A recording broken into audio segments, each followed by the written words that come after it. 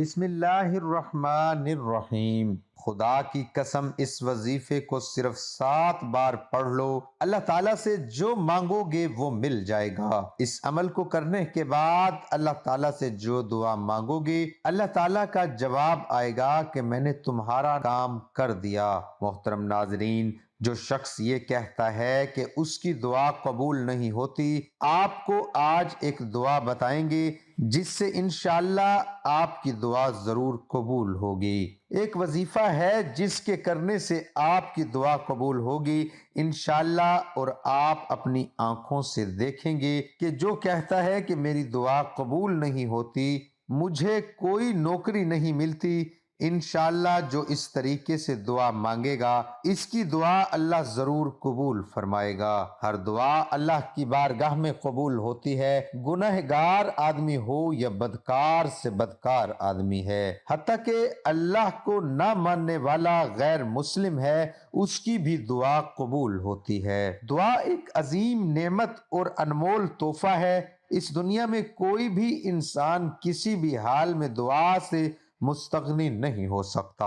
دعا اللہ تعالیٰ کی عبادت ہے۔ دعا اللہ کے متقی بندے اور انبیاء کرام علیہ السلام کے اوصاف حمیدہ میں سے ایک ممتاز وصف ہے۔ دعا اللہ تعالیٰ کے دربار عالیہ میں سب سے باعزت تحفہ ہے۔ اللہ کے نبی صلی اللہ علیہ وسلم نے ارشاد فرمایا، دعا سے بڑھ کر اللہ تعالیٰ کے یہاں کوئی چیز باعزت نہیں۔ دعا اللہ تعالیٰ کے یہاں بہت پسندیدہ عمل ہے۔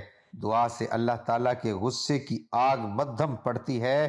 دعا اللہ تعالیٰ کی ذات پر بھروسے کی گائیڈ لائن ہے۔ دعا آفت اور مصیبت کی روک تھام کا مضبوط وسیلہ ہے۔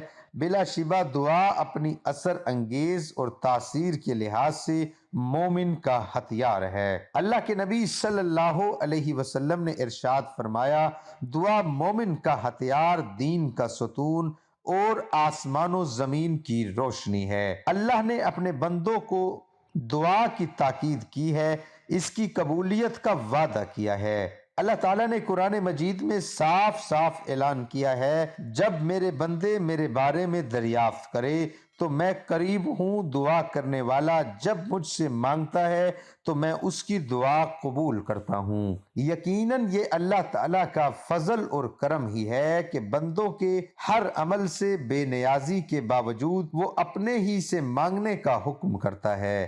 اے لوگو، تم اللہ تعالیٰ کے محتاج ہو اور اللہ تعالیٰ بے نیاز بڑی تعریف والا ہے۔ سورۃ فاطر میں اللہ تعالیٰ نے ارشاد فرمایا، اللہ تعالیٰ بے نیاز ہے اور تم محتاج ہو۔ حدیث قدسی میں آپ صلی اللہ علیہ وسلم نے ارشاد فرمایا، اے میرے بندے، تم بے راہ ہو جب تک میں تمہیں ہدایت نہ دوں، لہٰذا تم مجھ سے ہدایت طلب کرو، میں تمہیں ہدایت دوں گا۔ ایک صحابی آئے، یا رسول اللہ صلی اللہ علیہ وسلم، میرا ایک پڑوسی ہے، اس کی کھجور ٹیڑھی ہو کر میرے گھر میں چند اس کی شاخیں ہیں، اس پر جب پھل لگتا ہے اور ٹوٹ کر گرتا ہے تو میرے بچے اٹھا لیتے ہیں، ہم غریب ہیں، تو وہ بھاگتا ہوا آتا ہے اور آ کر میرے بچوں کے منہ سے کھجور نکال لیتا ہے۔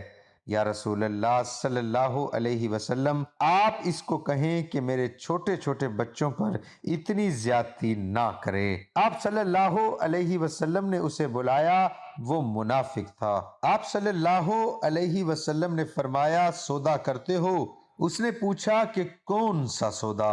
آپ صلی اللہ علیہ وسلم نے ارشاد فرمایا، یہ کھجور کا درخت مجھے دے دو اور اس کے بدلے میں تمہیں جنت میں کھجور کا درخت لے کر دوں گا۔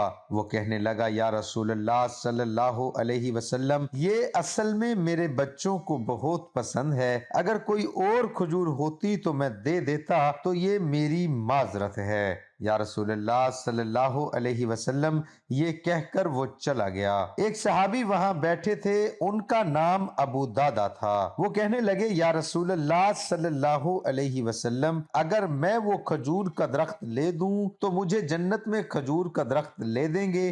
آپ صلی اللہ علیہ وسلم نے فرمایا کہ ہاں تم مجھے لے دو، اس کے بدلے میں تمہیں جنت میں کھجور کا درخت لے دوں گا۔ وہ صحابی اٹھ کر اس منافق کے پیچھے چلے گئے اور بلایا کہ اے بھائی بات سنو، کھجور کا درخت کتنے کا بیچو گے؟ اس نے کہا کہ میں نے تو اللہ کے نبی صلی اللہ علیہ وسلم کو نہیں دیا، تمہیں کیسے دے دوں؟ انہوں نے کہا اچھا بھائی منہ سے بول، کتنے پیسے لوگے؟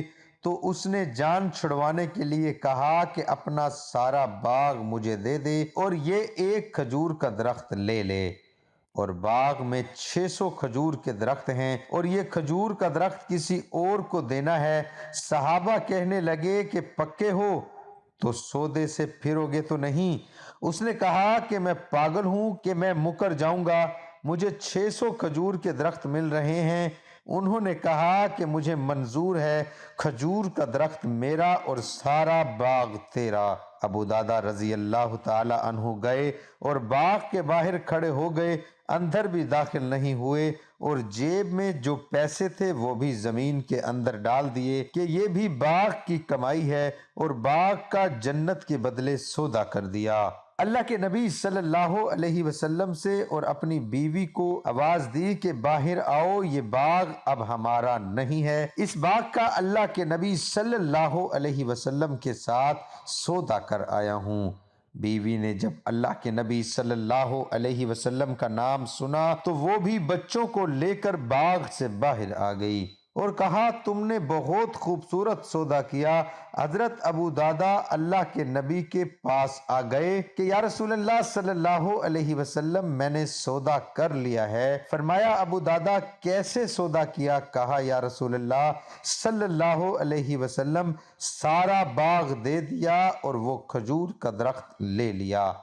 اللہ کے نبی صلی اللہ علیہ وسلم نے فرمایا کہ پھر میرا سودا بھی بدل گیا، اور فرمایا کہ میرے ساتھی میں اپنی آنکھوں کے سامنے دیکھ رہا ہوں اللہ نے تیرے لیے جنت میں ایک محل نہیں سینکڑوں محل بنا دیے ہیں، اور ایک باغ نہیں 1000 باغ تیرے لیے تیار کر دیے ہیں۔ اور جب حضرت ابو درداء رضی اللہ عنہ فوت ہوئے تو اللہ کے نبی صلی اللہ علیہ وسلم نے فرمایا کہ میں اپنی آنکھوں سے دیکھ رہا ہوں 1,00,000 جنت کے کھجور کے درخت ابو درداء رضی اللہ عنہ کے جنازے کے اوپر چھکے ہوئے ہیں۔ محترم ناظرین، اب ہم چلتے ہیں اپنے آج کے وظیفے کی طرف۔ تو آپ نے جو آیت میں اب آپ کو بتانے جا رہا ہوں یہ آپ نے 7 مرتبہ پڑھنی ہے، اول و آخر درود شریف کے ساتھ۔ لا الہ الا اللہ وحدہ لا شریک لہ لہ الملک ولہ الحمد وہو علی کل شیء قدیر، سبحان اللہ والحمد للہ واللہ اکبر ولا حول ولا قوت الا باللہ العلی العظیم۔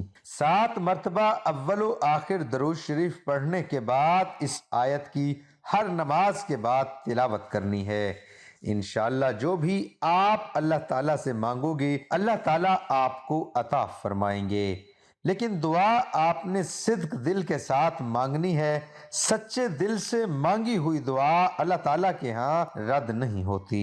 دعا ہے کہ اللہ تعالیٰ ہم سب کو صحابہ کرام جیسی زندگی گزارنے کی توفیق عطا فرمائے۔ دعا ہے کہ اللہ تعالیٰ میرا سنانا اور آپ کا سننا اپنی بارگاہ الہی میں قبول اور منظور فرمائے، آمین ثم آمین۔